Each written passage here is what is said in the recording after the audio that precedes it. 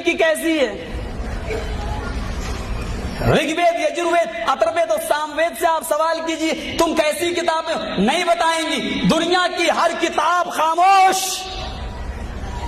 سوال کرو اے قرآن تو کیسی کتاب ہے؟ سوال ختم ہوگا، وہاں جواب ملے گا ذالک الکتاب لا ریب فیہ، یہ ایسی کتاب ہے کہ جس میں چیونٹی کے سر کے برابر بھی شک کرنے کی، ریب کی گنجائش نہیں ہے، جس کے اندر تھوڑی بھی گنجائش نہیں ہے کہ شک کیا جائے۔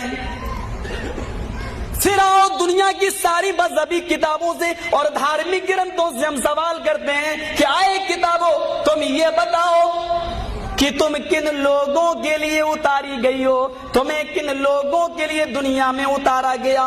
کعبے کی رب کی قسم بائبل خاموش ملے گی، تورات خاموش ملے گی، رگ وید، یجروید، اتروید، ساموید خاموش ملے گی، گیتا اور رامائن مسکت ہوں گی، جواب ان کے پاس نہ ہوگا۔ سوال کرو اے قرآن تو کیسی کتاب اور کن لوگوں کے لیے تو نازل کی گئی ہے؟ قرآن چیختا ہوا جواب دے گا، ببانگ دوحل اعلان کرے گا ھدی للمتقین، یہ قرآن اللہ سے ڈرنے والوں کے لیے، اللہ سے بھیبھیت ہونے والوں کے لیے قرآن ہدایت بن کر آیا ہے۔ اور بقول سوامی جی کہ چیلے اور چمچے جو اعتراض کرتے ہیں کہ یہ تو متقیوں کے لیے ہدایت ہے، جو اللہ سے ڈرتے نہیں ان لوگوں کے لیے ہدایت نہیں، ڈاکوؤں کے لیے، چوروں کے لیے ہدایت نہیں، ہم ان کے لیے قرآن کی آیت پیش کرتے ہیں ھدی للناس وبینات من الہدی والفرقان۔ قرآن کا یہ اسلوب ہے، وہاں متقیوں کے لیے کہا ہے، اللہ سے ڈرنے والوں کے لیے کہا ہے، لیکن کوئی یہ نہ سمجھ بیٹھے کہ جو اللہ سے ڈرتا نہیں قرآن ان کے لیے ہدایت نہیں۔ شہر رمضان الذی انزل فیہ القرآن ھدی للناس وبینات من الہدی والفرقان۔ روئے زمین پر چپے چپے پر بسنے والی انسانی آبادی کے لیے قرآن ہدایت ہے، ساری کائنات کے لیے یہ قرآن ہدایت ہے۔ ہدایت ہی نہیں ہے بلکہ اس قرآن کے اندر حق و باطل کو سمجھنے کی واضح نشانیاں بھی موجود ہیں۔ اب کوئی نہ سمجھے تو الگ بات ہے، موٹی توند والے چیخ رہے ہیں قرآن سمجھنا تمہارے بس کی بات نہیں ہے، یہ تو سیکھنے کے لیے 18 زبانیں سیکھنا پڑیں گی، یہ تو علماء کے سمجھنے کے لیے آیا ہے۔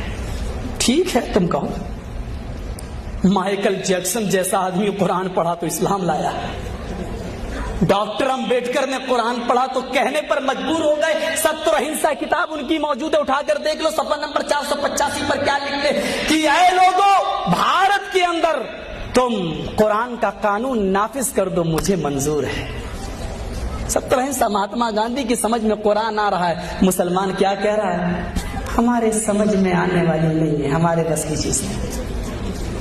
منطق تم سمجھ جاؤ، فلسفہ تم سمجھ لو، انگلش تم سمجھ لو، بھوجپوری گانے تم سمجھ لو، ہندی گانے تم سمجھ لو، ہائے وہ ایسی بدقسمت کتاب صرف اللہ کی کتاب ہی ملی ہے تمہیں جس کو کہہ دو کہ ہم نہیں سمجھ پائیں گے۔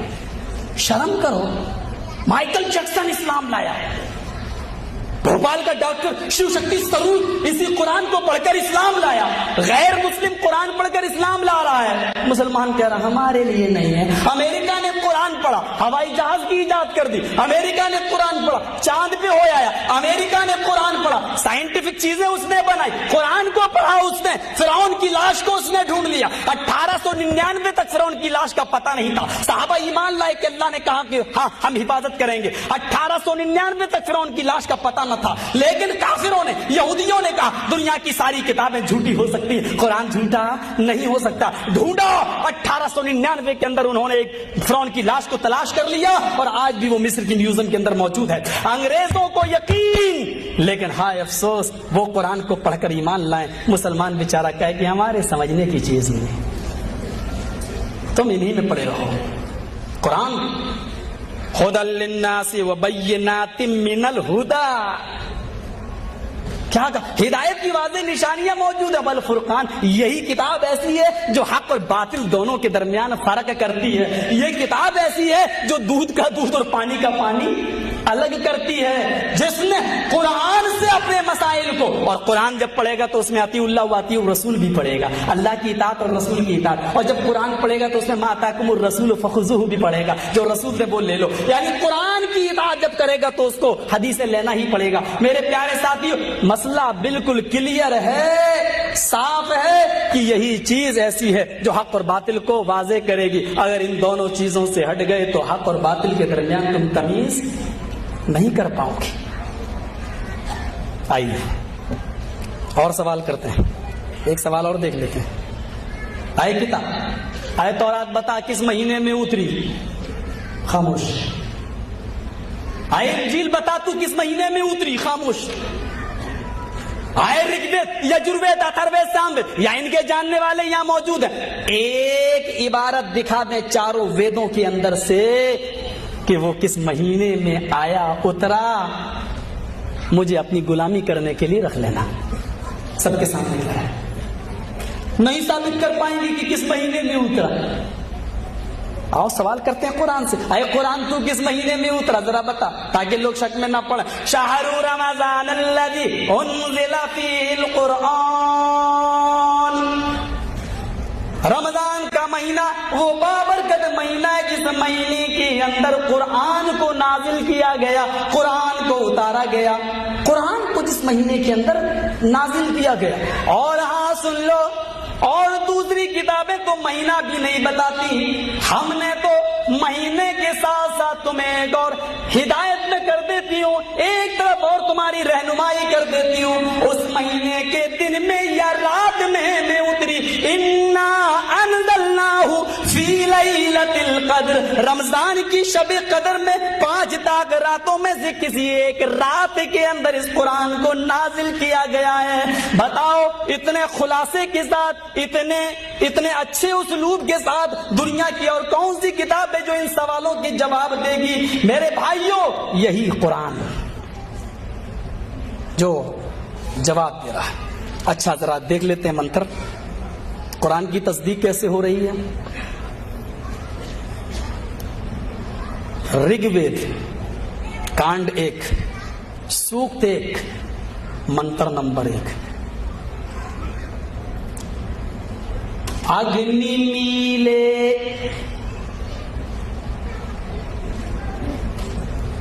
اگنی میلے، میلے سنسکرت کا ایک شبد ہے۔ کوئی بھی کام میں شروع کروں گا، آرمب کر رہا ہوں اگنی کے نام سے۔ رگوید کھولیے آپ، پہلا کانڈ، پہلا منتر، پہلا پرشٹ، پہلا صفحہ، پہلی لائن، کیا؟ اگنی میل، جو بھی کام میں پرارمب کر رہا ہوں، شروع کر رہا ہوں، اگنی کے نام سے۔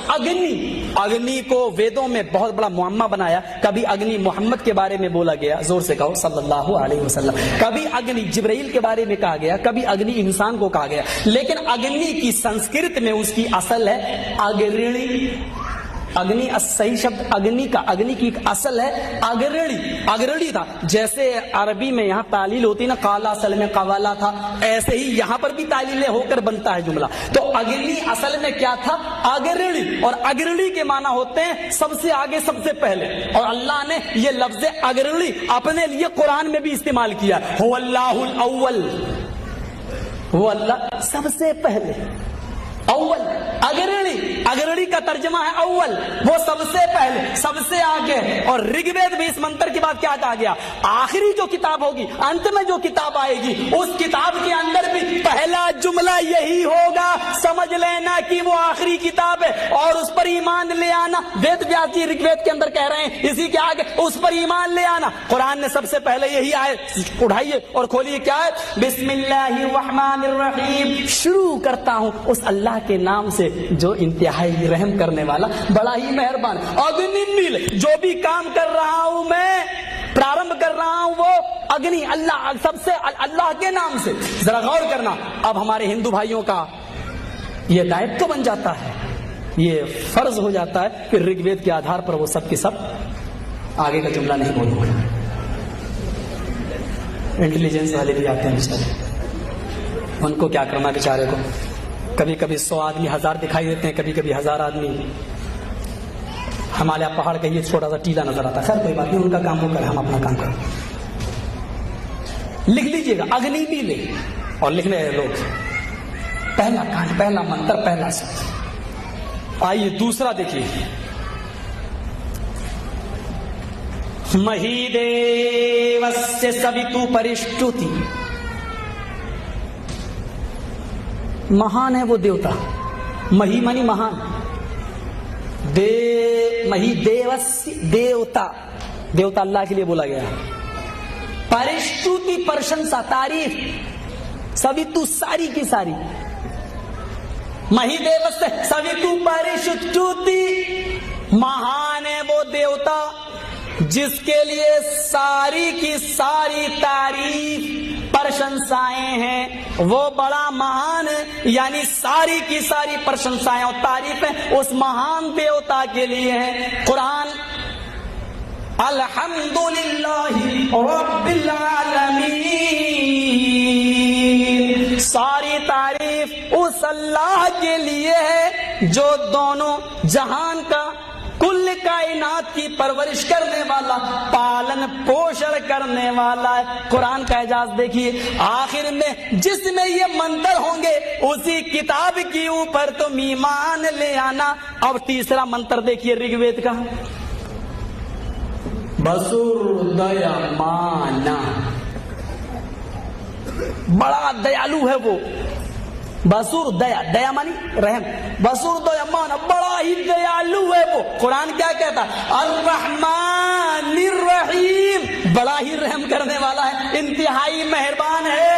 اس کے بعد میں چوتھا منتر تھوڑا سا غائب ہے, لیکن پانچواں منتر موجود ہے وید کے اندر. نیسو فتح رائے آسمان, مالک یوم الدین کا جملہ نہیں ہے, لیکن آگے والا جملہ. نیسو فتح رائے آسمان, نیسو فتح رائے, ہائے ایشور ہم کو ہماری بھلائی کے لیے سوپتھر رائے آسمان, ستیہ مارگ پہ چلا, سیدھے راستے پہ چلا. اہدنا الصراط المستقیم, اے اللہ مجھ کو سیدھے راستے کی طرف لے کے چل, سیدھے راستے کی طرف ہماری رہنمائی فرما. رگ وید کے منتروں کے بعد وید ویاس جی نے بالکل کلیئر کر دیا اور بہت ہی صاف الفاظ میں کیا کہا کہ یہی منتر آخری کتاب میں سب سے پہلے آئیں گے. اگر آ جائیں اور یہ کتاب تم دیکھ لو تو وہ کتاب آخری کتاب ہوگی, دیپک جیوتی ہوگی. اس کتاب کے بعد کسی اور کتاب کی تم پرتیکشا انتظار نہ کرنا. اور آئیے ایک چیز اور بتا دیں, اس کتاب کے اندر ایک منتر ایسا ہوگا جو چاروں ویدوں کا نچوڑ ہوگا. کہا کیا؟ کہا رگ وید میں محمد کا نام آیا ہے صلی اللہ علیہ وسلم. کتنے بار؟ 16 بار. ذرا گنتی گنیے گا کتنے بار؟ 16 بار. اور اتھرو وید میں محمد کا نام آیا ہے 10 بار. اور سام وید میں محمد کا نام آیا ہے 4 بار. اور یجر وید میں نام آیا ہے 1 بار. چاروں ویدوں کا نچوڑ ہوگا. کتنے ہوئے؟ 16, 10, 4, 1, 31, 31. رگ وید میں 16 بار محمد محمد یہ لفظ آیا ہے. اتھرو وید میں 10 بار, 16 اور 10 26. سام وید میں 4 بار, 26 اور 4 30. اور یجر وید میں 1 بار, تو 30 اور 1 31. کہا اس محمد صلی اللہ علیہ وسلم, اس کلکی پر جس کو یہ کتاب دی جائے گی, محمد تو نام آ ہی گیا, اسی محمد کو جو پستک دی جائے گی اس میں بھی 31 بار ایک منتر دیکھ لینا. اگر اس میں 31 بار کوئی منتر مل جائے, ایک ہی منتر 31 بار, تو وہ چاروں ویدوں کا نچوڑ ہوگی اور وہ آخری کتاب ہوگی. ہم دیکھتے ہیں سورہ رحمان, فَبِأَيِّ آلَاءِ رَبِّكُمَا تُكَذِّبَانِ. پھر ایک آیت پڑھتے ہیں, پھر پڑھتے ہیں فَبِأَيِّ آلَاءِ رَبِّكُمَا تُكَذِّبَانِ. پھر ایک آیت پڑھتے ہیں فَبِأَيِّ آلَاءِ رَبِّكُمَا تُكَذِّبَانِ. جب آپ ان کا کی گنتی شروع کر دیں تو آپ دیکھیں گے پورے سورہ رحمان میں 31 بار یہ آیت آئی ہوئی ہے، 31 ٹوائس۔